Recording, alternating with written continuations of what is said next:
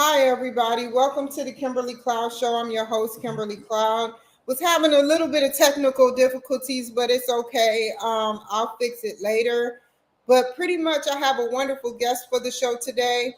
I'm going to have to say we're kind of like a little behind the scenes. We have less than 10 seconds before we go live on NBC. So I'm going to wait. Thank you and welcome to the Kimberly Cloud Show. I'm your host, Kimberly Cloud. I have a very, very special guest here for the show today. Can you go ahead and announce to the world who you are and where you're calling from? Hi, I am Kelly McLean, and I'm Canada. I don't know if people know Newfoundland and Labrador is where I'm from. So I'm actually visiting my daughter now in Labrador. So Labrador City is far away, but it's good. Great. Can you go ahead and thank you again for working with me? I was having so much trouble on TikTok, but can you go ahead and tell me a little bit about your past leading up into your present?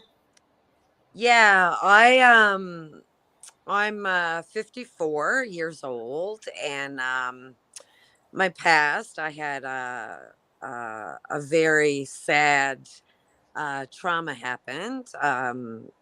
The love of my life, I was 21, and I had to deal with his suicide. So Sorry to hear that. it was awful, but some out of bad things I've taken now that happening has is a passion of mine now to help others, mental health advocate. So I tell my story hoping that I can help others, and in my past I was very fortunate that at 40 I depression. I was clinically depressed, and I had a little girl, so that changed my whole world, and I had the strength to reach out for help. So I was blessed by being able to do. I was diagnosed with post traumatic stress recovery, post traumatic stress disorder, and I was very fortunate to go to Guelph, Ontario, to a program that's called post traumatic stress recovery. And in there, I learned so much. So I don't want to keep all that information to myself. So I really try to help others, and I feel talking is healing.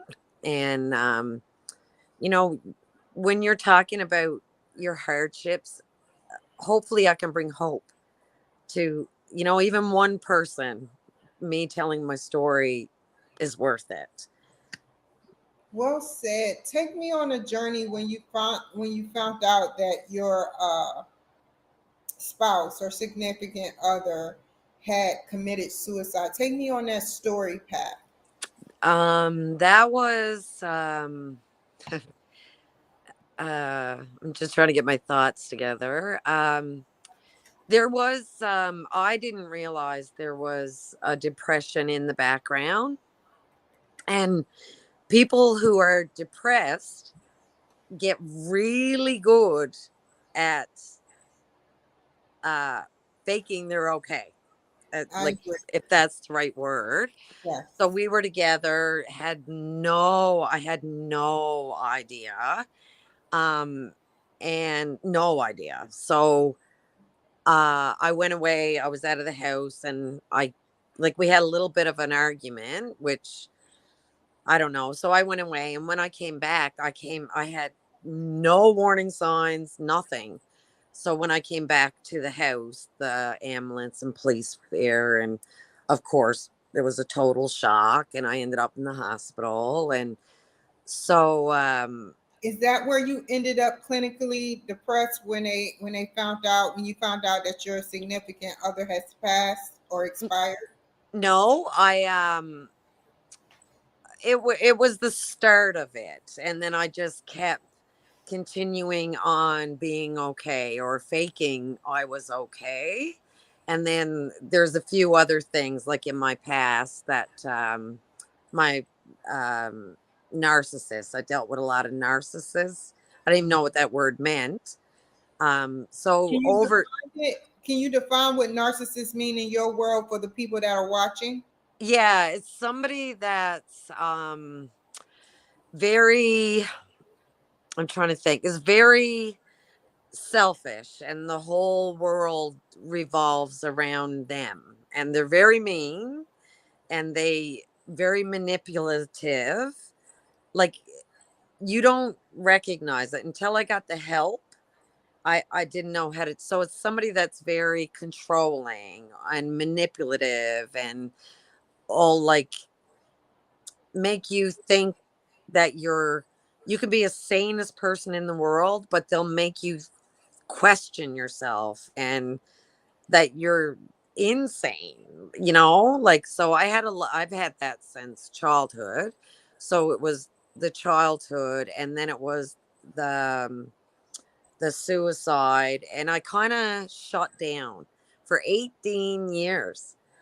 I shut down. It's sad to say, but I could feel happy, I could feel sad, but I was mechanical.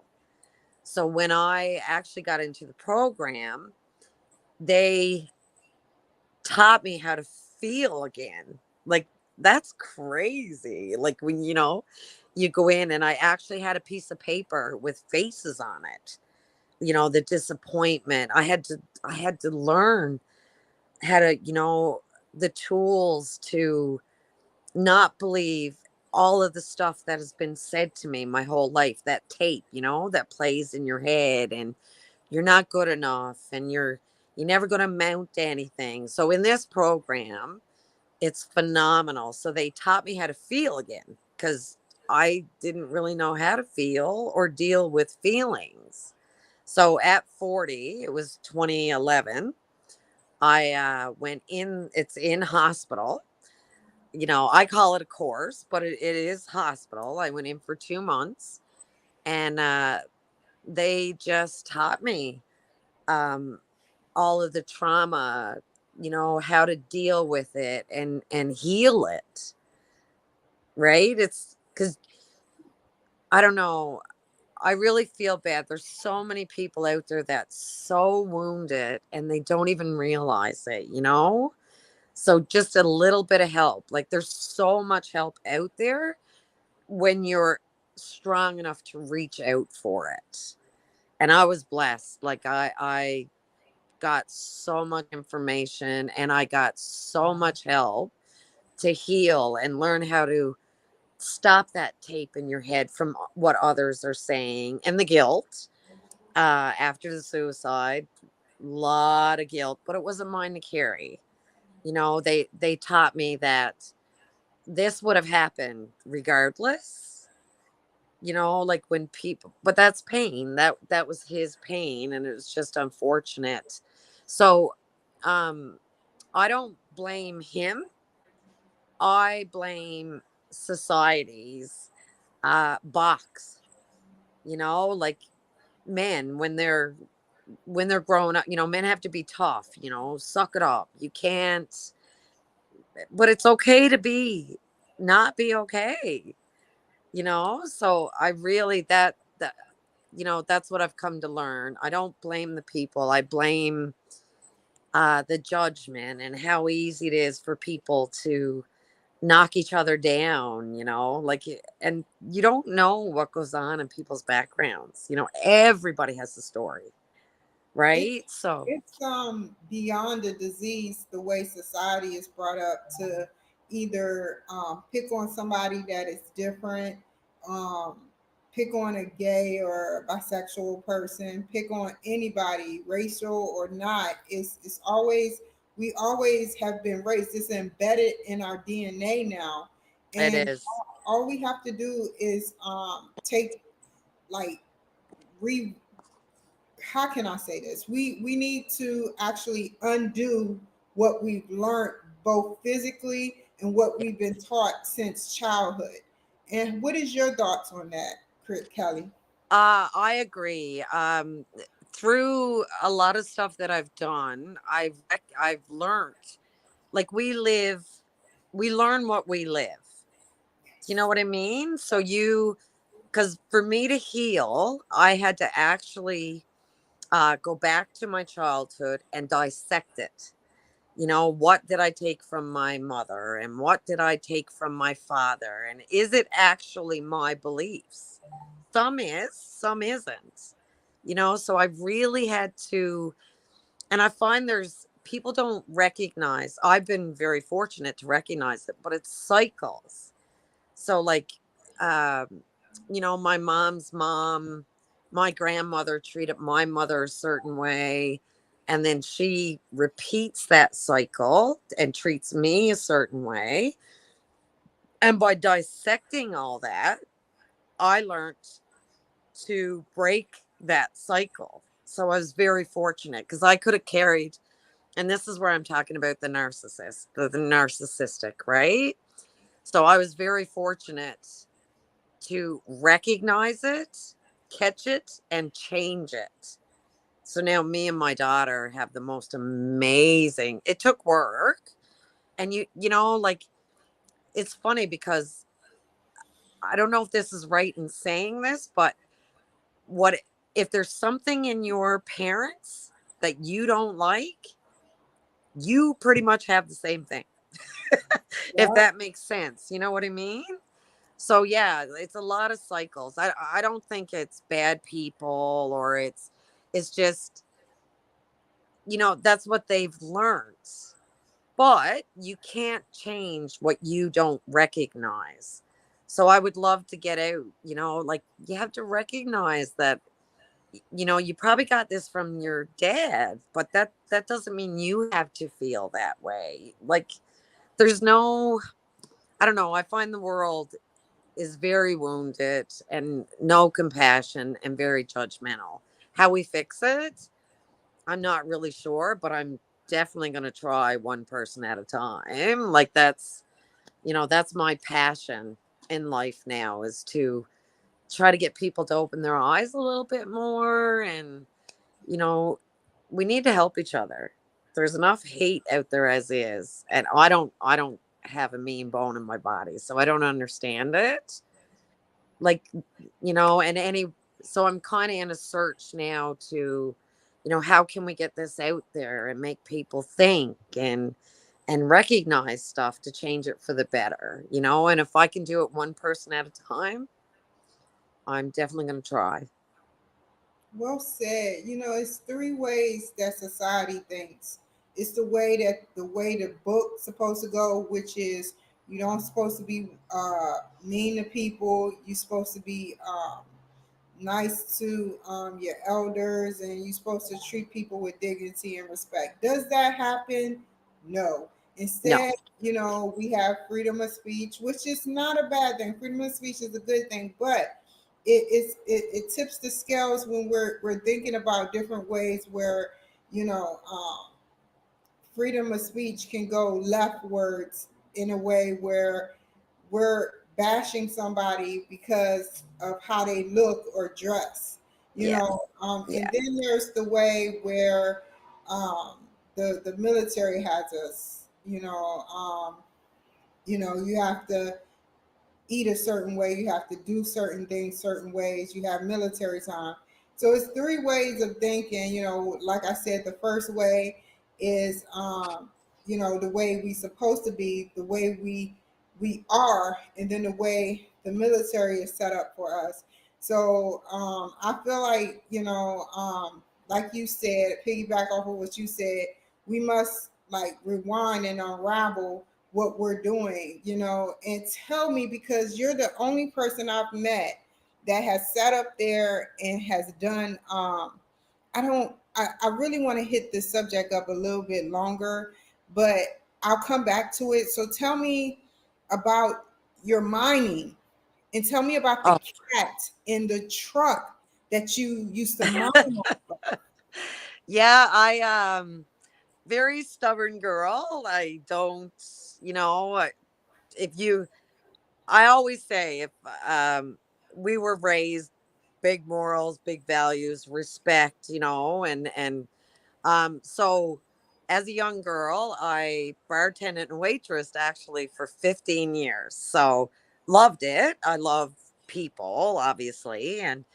But I got tired, the late nights. And so I got it in my head that I was going in mining, because here in my hometown, it's an iron ore mine, and it's a very good paying job, stable.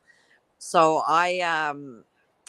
usually in mining, there's contract workers, that work in the mine. So this is a funny story. I actually uh, went over Monday to Friday and kept pick, like, saying, "Are you going to hire me? You're going to hire me." So I got hired, and I started in a weigh scale shack weighing in asphalt trucks, and then I worked my way up. So I got to drive a 785 haulage truck. So it's a smaller haulage truck. And I knew this was it. This is my chance. So I got every license I could get. And then I ended up on getting on 830 haulage truck, which is 450-ton truck in the mine here in my hometown, and loved it. So, and it's a great job, great security, medical, dental. And then I went through a divorce in my hometown, and in a small town, it's really tough to deal with sometimes. So I was like, uh, okay, I'm going to send my resume. I call it signs of the universe. If it's easy, it's meant to be. If it's not, then you got to think something else, right? So I put my resume out. I had a job anyways, so it wasn't a big deal. If I didn't get it, lo and behold, I went up for the interview, and this was in the oil sands up in Alberta. So I got the job, and now I drive one of the biggest haulage trucks in the world. So, and I have grader and rubber tire dozer, and so so I'm a heavy equipment operator in mining, right? Do you So, need but I love one? it. Do those trucks go in caves, or can you tell me the day of Kelly McLean? Yeah, Yes. so they're big trucks, and you walk up and get in your cab. And the way it works is you have shovels in areas, and then you have um crushers, they call it. So if I have iron ore on, I would drive it to the crusher. So you're driving around the mine, right? And then if I have waste on, there's dump areas. So you would bring it to the dump area. But everything in mining is big scale. Like the trucks are big, but the shovels are big, the equipment is big. So I was blessed to go that path in my career, and I love it. Like I love it, because I love getting the showing the big haulage truck, and somebody's saying, "You drive that?" I still love it. It doesn't get old, right? So yeah, so I'm blessed, and I've been 8 years, 17 years in mining now. So another few, and hoping to retire. And then I want to really uh, be a mental health advocate. Like I'm trying to, wherever I can get in there, to help people and tell my story. And tell me, before we move on from that, what type of because you drive the biggest truck in the world. How, like, do you need? Did I ask you? Did you need a special clearance for it? Nope, just driver's license, pretty Wow. much. Yeah, and the drive. So like I said, I got on with the mine here. Sorry, in Labrador City, the iron ore mine, and they actually train you. But it does help to have background experience, like either on equipment or smaller haulage trucks, which is what I started out on. These little ones were 150 tons. So that was my basis. And then I applied, and then I got on, and I spent 8 years in my hometown in the mining. And then I learned like the grader and but I love it. Like I love it. What are So the it was pros good. and cons? What are the pros and cons of being on that truck? Uh um well, for me it's been all pros, but for some people the cons would be maybe a little bit boring, like cuz it's constant and you're driving the same area all the time. And you do have to be well rested and alert for sure. Like you don't want to be tired or but we're lucky that way. Like, you got to make sure that you get your rest. And it's shift work. So you do days and nights. The nights are tough, but it's like anything, you get used to it, right? But yeah, but not everybody, loves driving as such. So some people will get bored or probably doesn't like it but it was perfect for me. It was because you can, listen to music and you just have to make sure you're alert and well rested when you are driving the heavy equipment. So y'all basically go to a oil based site, or is it already there the trucks, and you go Yeah, from sector to sector drilling for oil? How does that work? no, for the oil sands, it's a camp based job. So I uh I like you fly. So there's two hubs: there's Calgary, Alberta, and Edmonton, Alberta. So we have our own plane. We go to the airport and we get on a plane and we actually fly into a camp setting. So Get out of here! honest Everything to for what? yeah, and then you fly into this camp setting. So everybody has their little room, and we have uh about your buffet, your eating area, and then we all congregate in this building, and then we drive out to the mine, and then we board whatever piece of equipment you're driving, either the trucks or. And it's funny now, the trucks up in the oil sands I work at is no more drivers. It's all autonomous. It's all computers. Well, what do the computers do? They drive the trucks. There's no physical people sitting in the seat anymore. It's Wow. pretty amazing, but still, we'll still drive the trucks if they get stuck or I don't know, something happens, their oil's low or so then we'll physically get up on these trucks and man them and then fix whatever the problem is and then they'll go back to autonomous. It's pretty interesting. I miss driving the trucks, but it's the way of the world now, right? Yeah, does that cut down cost of people working? You know, We're really fortunate in the mine that I'm in. They have not laid off people in years and years and years. So all it has done now is just puts us in a different job. You know what I mean? I'm not driving a truck per se, but now there's jobs called recovery. So you're the person, if there's something happening with one of these autonomous trucks, now you drive around in a pickup and you would go recover it. So it just makes the jobs different. You know what I mean? There's nobody's been like laid off as such. So now just your job is different. And then another job in the mine, now that it's all computer trucks, is there's people need to come in and out like to service a shovel or so it's called escorting.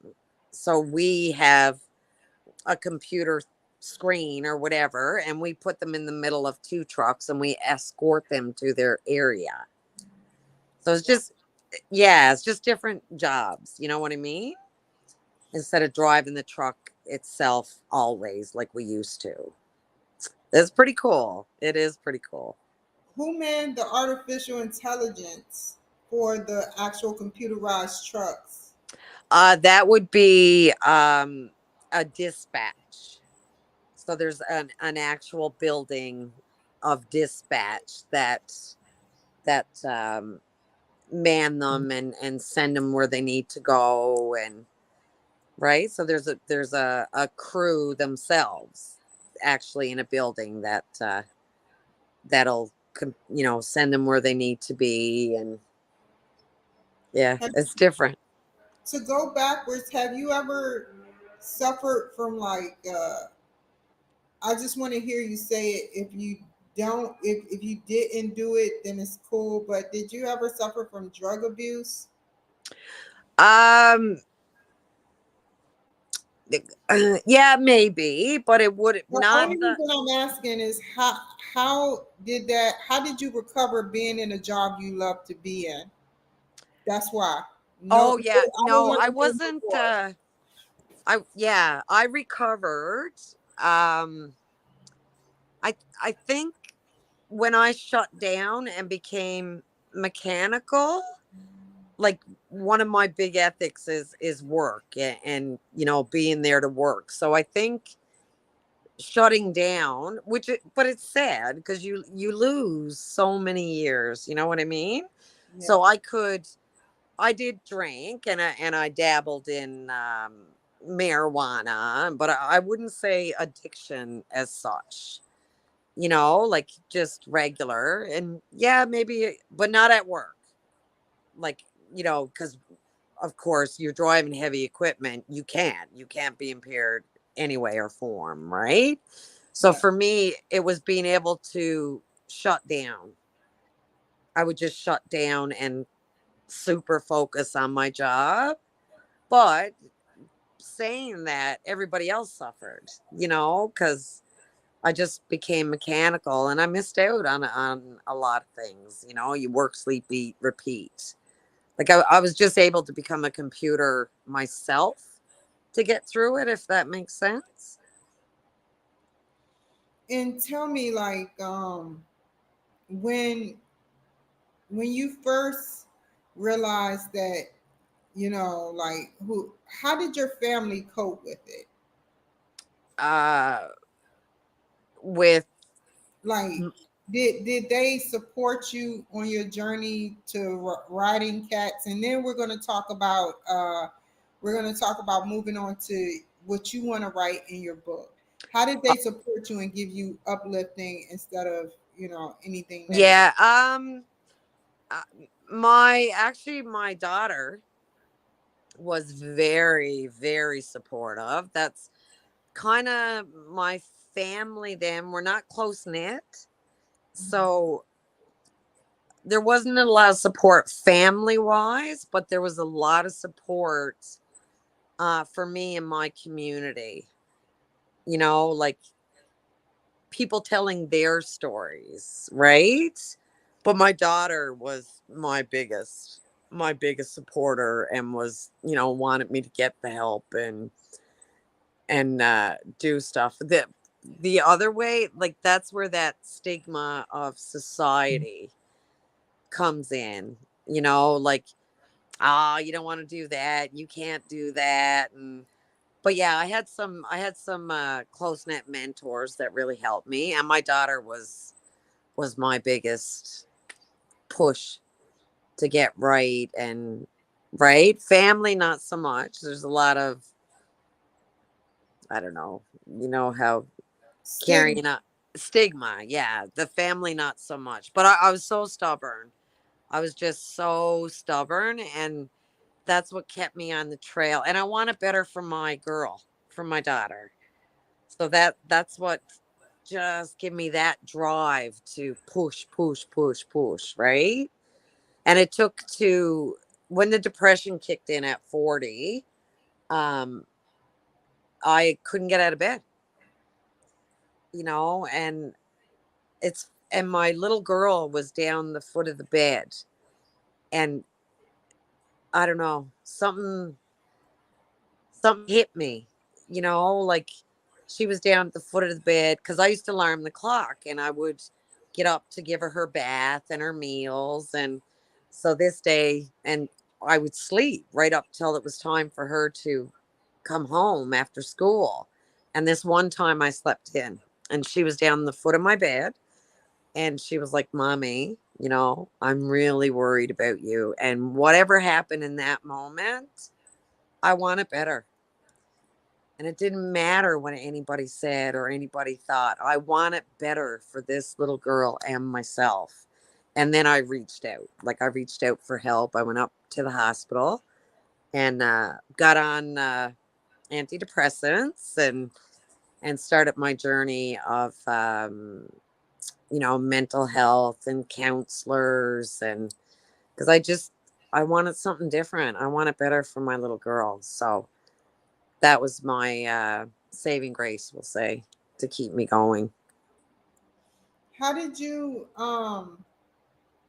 because you were you became a counselor. Tell me a little bit about that, or about that. You don't have to, it don't have to be a little bit. Just tell me about it. Yeah, not a counselor as such, but I was. It's really funny because um, with the narcissism, and so every time I went to a female counselor, I would shut down. It wasn't working, right? And this lady who's amazing, she said to me, who was a mental health worker, she said to me, she said, Kelly, why are you coming to me? And I'm like, well, to get help. And she said, yeah, but you don't talk to me like there's something not right. Like, don't be afraid to tell me that it's not working between us, because, you know, I want you to get the help. So then she talked me into going to a male counselor. So lo and behold, went to a male counselor, and I felt comfortable, and I started to open up because you have to talk. Yeah. Oh, talking is healing. And so that was my start. So here in Labrador, they have social workers, they call them, and they do the best they can with what they have, right? Yeah. So that was the start of my journey. And then I got diagnosed with post traumatic stress disorder. Because, and that's another thing, trauma's trauma. You don't have to be military. You don't, trauma affects people. And, right? Like, I I agree. get it, I understand it, but PTSD just isn't for military. It's for the average person who's been through a lot of trauma too. So, then I actually had to go to Newfoundland to do an addiction program. Not that I was addicted, but it was to say that this Newfoundland based program didn't work for me to be eligible to go to Ontario. So, but I learned a lot. Like, with the counselors and psychologists there, it was beneficial, even though it was an addiction center. So then I got the blessing and got accepted to Homewood in Guelph, Ontario. It's post traumatic stress recovery. It was phenomenal. So when we went there, we did have our military, and they would go in their groups. And then the normal average Joe with trauma, depending on your trauma, would have our groups. And these were psychologists. Like, they saved my life. Like, I don't even know how to, it was one of the hardest things I have ever done in my life, but one of the rewarding. It gave me back my life, and now, I'm happy and I'm healthy, and it took a lot of work, but I'm here. Well said. And tell me, like, where do you see yourself? You can bring anything that you want up going in the future beyond just the book you want to write. I just want to, like, my hardships now have become a passion, and I just want to help others.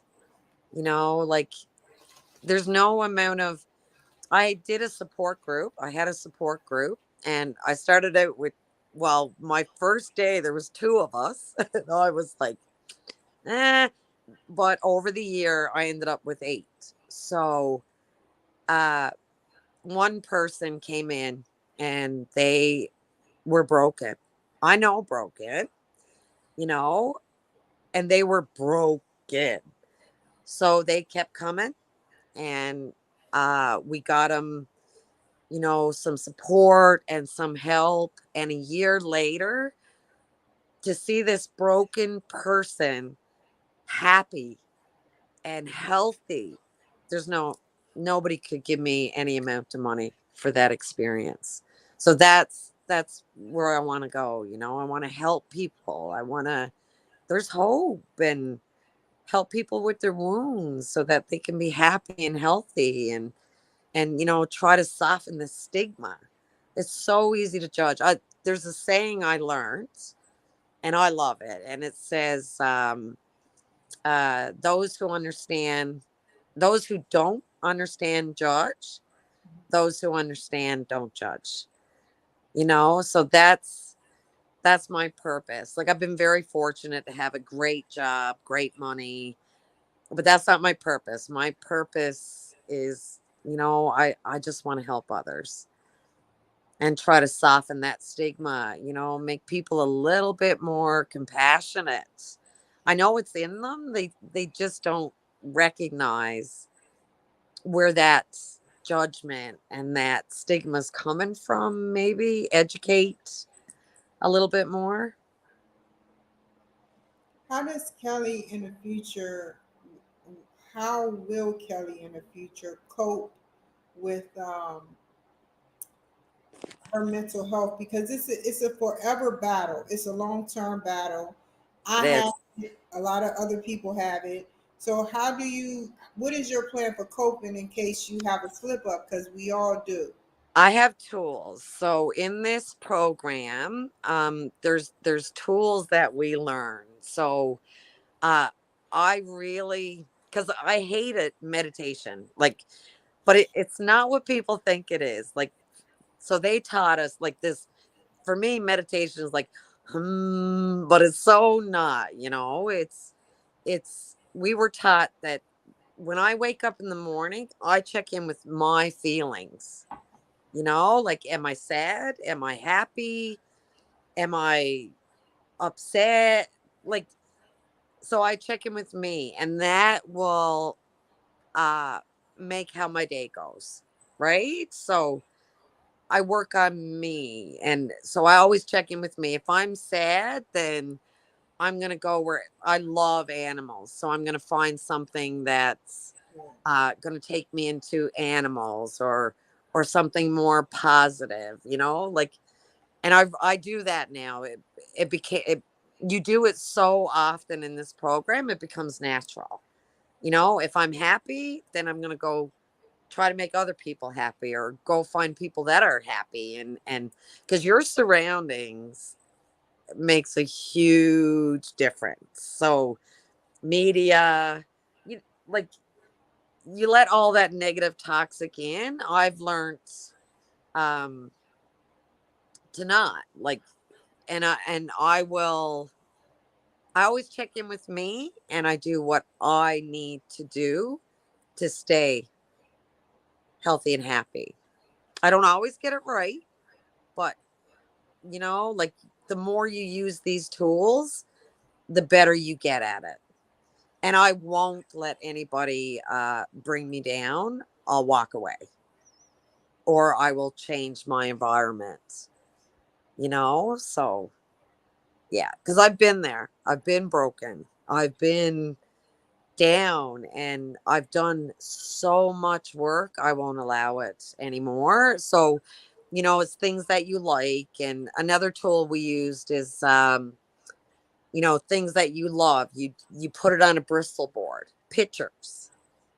There's times that I can feel that I'm slipping a little bit. I'll take up my Bristol board, and I'll put pictures up, like, of animals, and where I see myself in the future, like mental health advocate and that kind of things. Like, It seems trivial, but it's so important, right?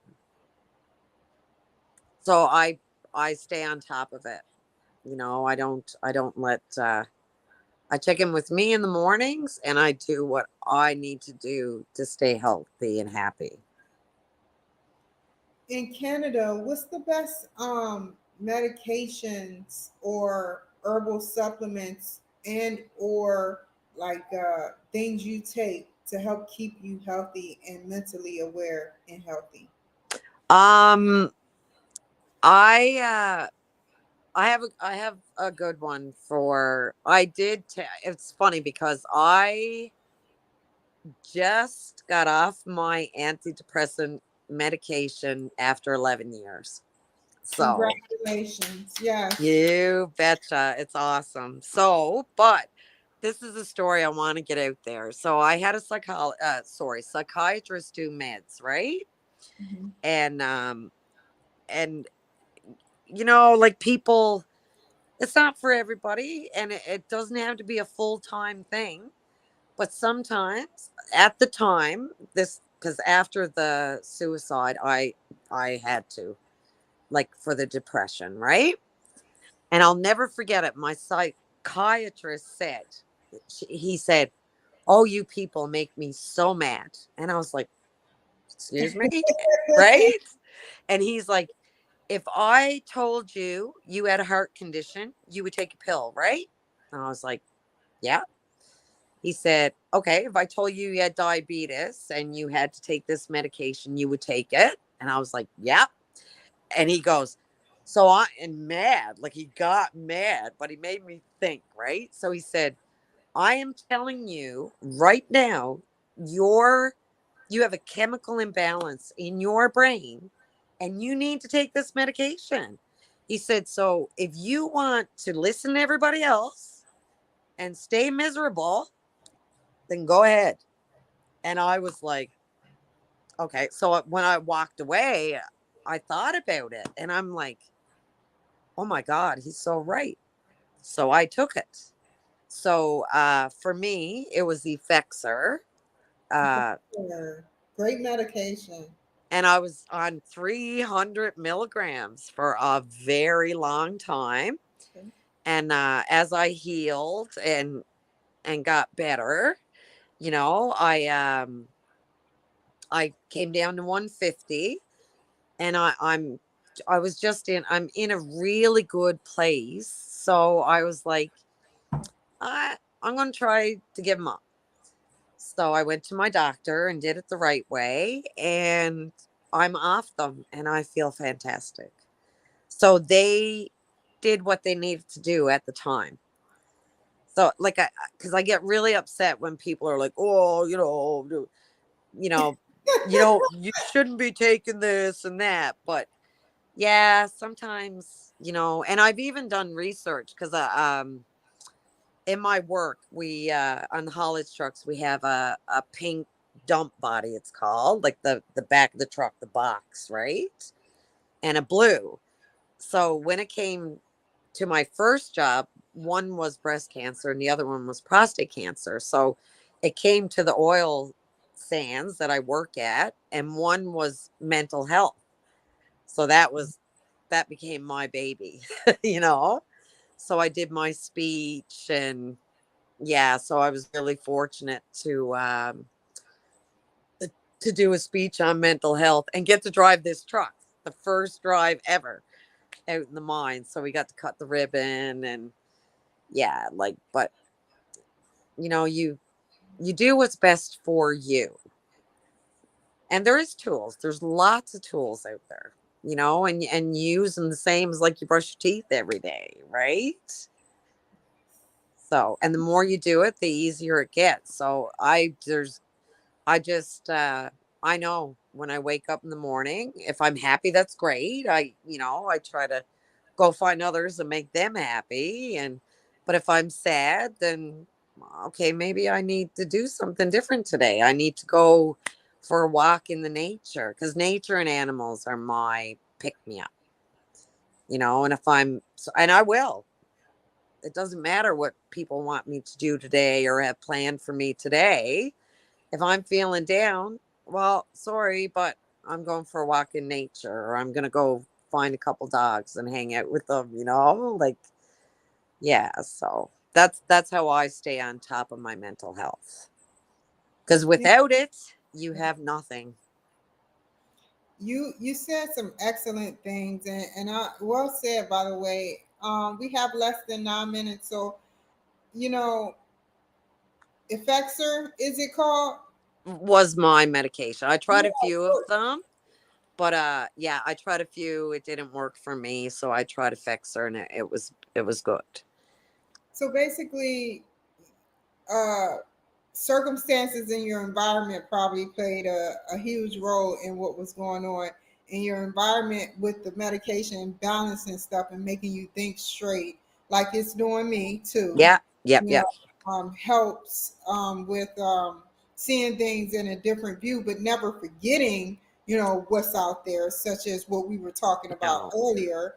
yeah. But yeah, like tell me, in under 3 minutes, if you had to give a piece of advice to somebody that wanted to be in your shoes right now, Kelly, what would it be? Uh, you need to do the work. It's uh, it's a lot of work, but it's so worth it. Um, you need to reach out for help. There's so much help out there. Don't be afraid. Fear is only what's holding you back, right? So reach out for help. You're worth it. You're so worth it. You know, I and I got tired of being tired. So, take that step, ask for help and do the work. Listen, and really do the work, and it will pay off tenfold. It pays off. Don't be afraid. I know I've been broken and fear, but you got to want better, and you got to take that leap, and you got to ask for help. And when you do ask for help, there is so much out there. Like, you deserve it. You deserve to be happy and fulfilled. We have only got one life, you know? You've only got so much time. So reach out to me if you have to. How can the people reach you, Kelly? Um, I have Facebook. So, and I have email, I have all that. And What's your I Facebook don't, name? sorry, What's your Facebook name, Kelly? Kelly McLean. It's, Okay. I'm in a side by side, and dirt's flying up with the biggest smile ever. So, yeah, Kelly McLean, and it's McLean. So, and there's a few different groups there, and I love having conversations with people. That's where it starts. You know, to give you hope, or if you're struggling, or have patience with yourself and be compassionate with yourself. It's okay. Not everybody's happy all the time, right? But you deserve to not be broken and to find peace and happiness. So reach out and do the work, and it'll pay off. Thank you so much, Kelly, for joining my show. Stay on Thank time. you. You take care, be safe, and I will see you guys later. Bye. Yeah, you